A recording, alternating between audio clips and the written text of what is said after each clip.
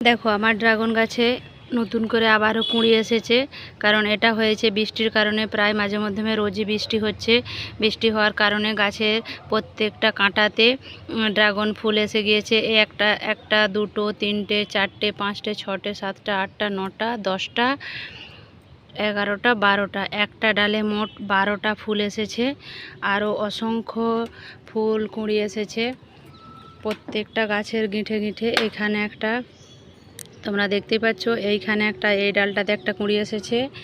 আরও এই যেগুলো ম্যাচিউরিটি ডাল, ম্যাচিউরিটি ডালের মধ্যে কুঁড়ি আসে। তো এইখানে আরেকটা ফুলের কুঁড়ি এসে গেছে প্রত্যেকটা কাঁটায়। এটাতেও কুঁড়ি আসবে, কাঁটার মুখটা ফেটে গেছে, এইটাতেও একটা কুঁড়ি আসছে। তো যেগুলো ম্যাচিউরিটি ডাল, ম্যাচিউরিটি ডালে অবশ্যই ড্রাগন ফুল আসবে।